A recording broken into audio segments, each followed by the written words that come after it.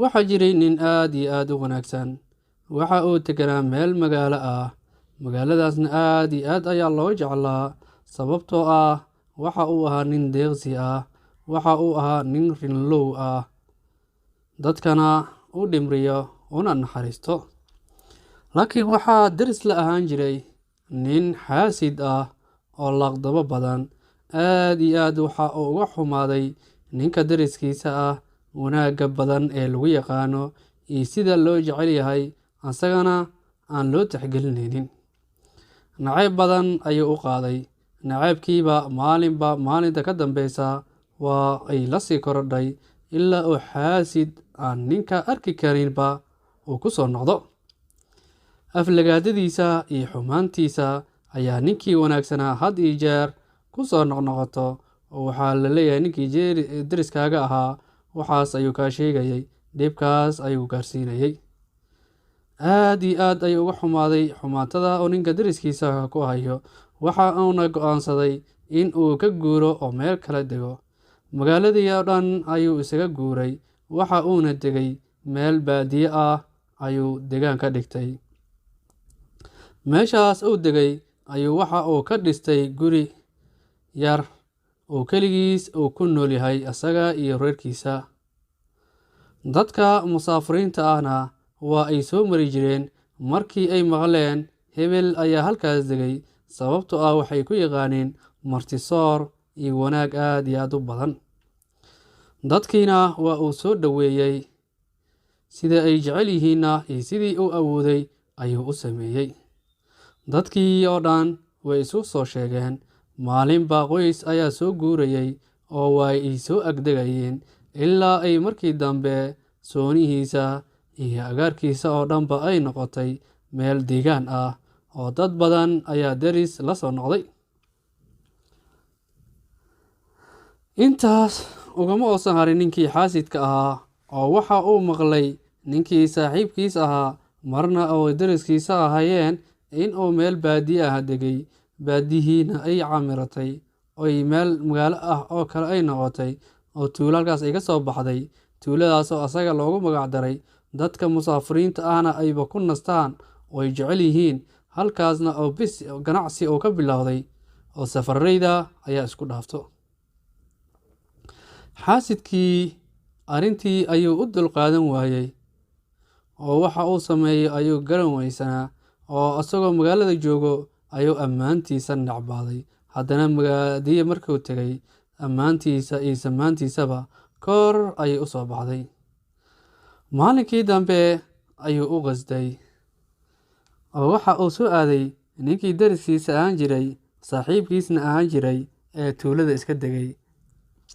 waa u imaaday ninkii saaxiibkiis ahaana. ninkii uu ka soo guuray oo ka daba imaaday markii uu arkay kama uusan caroonin. waa uu soo dhoweeyey oo si farxad leh ayuu ku soo dhoweeyey. maalintii oo dhan ayay sheekaysanayeen. sheeko farxad leh ayay sheekaysanayeen. laakiin ninka daacadda ah asaga waxay ka ahayd si daacad ah oo xumaan uma qarsaneen, laakiin ninka kalena waxa u qarsanaa xumaan ayaa u qarsooneed. waxa uu yidhaahday niyow saaxiibkaygiiyow, waan ka xumahay wixiina dhex maray, waana kaa raali gelinayaa. haddana akhbaar ayaan kuu wadaa. asagana waxa uu yidhaahday ii sheeg akhbaarta aad ii wadid. waxa uu yidhaahday dadkan masaakiinta ah ee ku soo daba kacay ayaa arrinta aan kuu sheegayo ina maqlayo, ee ina kaxeey isii sagooti, anigu waan sii baxayaa, adigana isii raac, akhbaartana aan kuu sii sheege. intii ay sii sheekaysanayeen ayaa waxa ay ku yimaadeen meel ceel ah. ceelkaasoo intii uu soo socday ninkii xaasidka ahaa oo sii ilaashaday. waxa uu yidhaahday saaxiibkaygiiyow, ceelkan biyihiisa ma macaano, laakiin daawo ayaa lagu sheegay. maadaama aan kuu soo martiyey, ceelkan biyo iga soo qaad. oo waxa uuna dareensanaa ceelka in aanan cidna aysan ka cabin.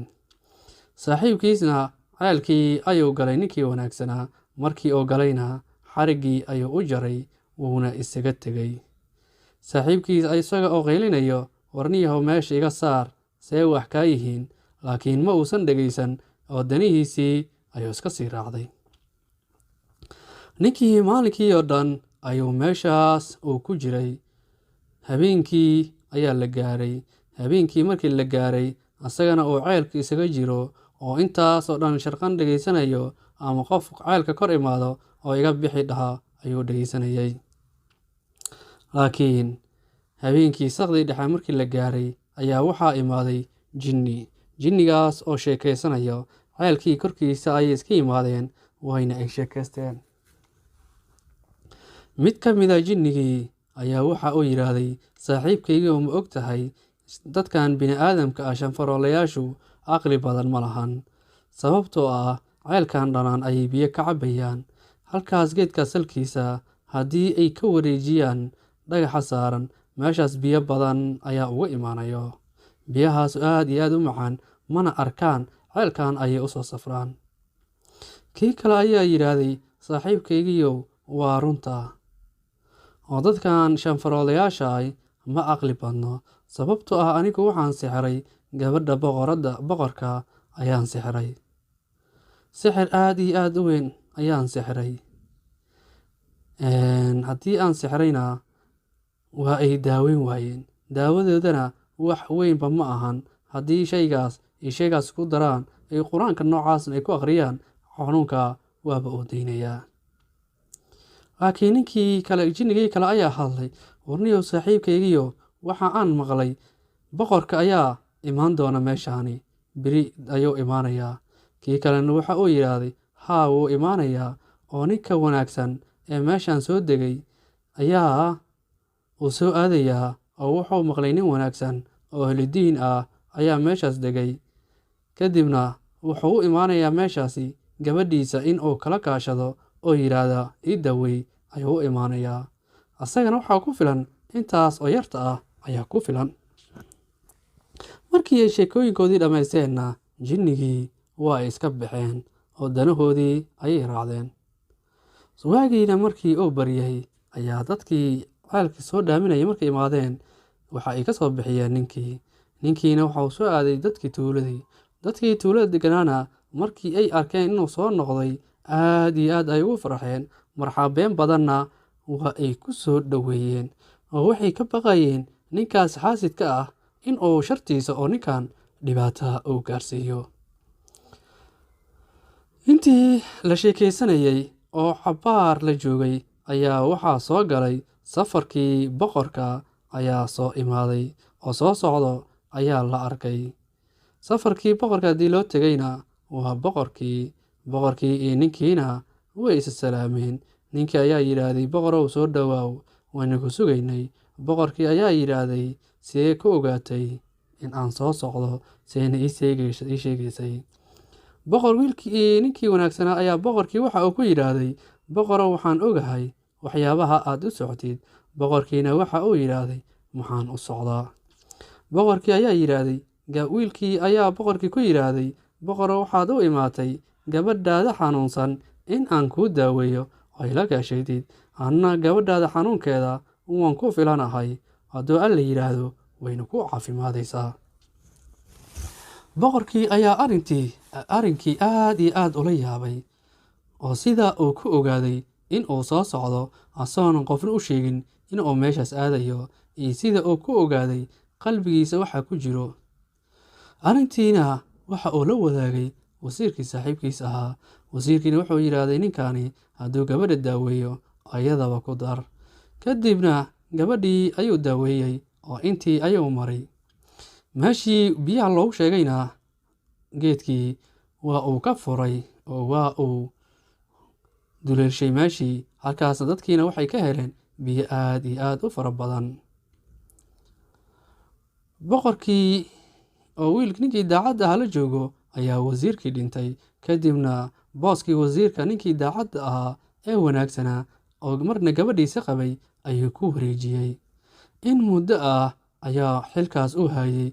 Dadkana maalinba maalinta ka dambeysay waa ay sii jeclaanayeen sababtoo ah wuxuu ahaa nin aad iyo aad ugu naxariista una dhimriyo.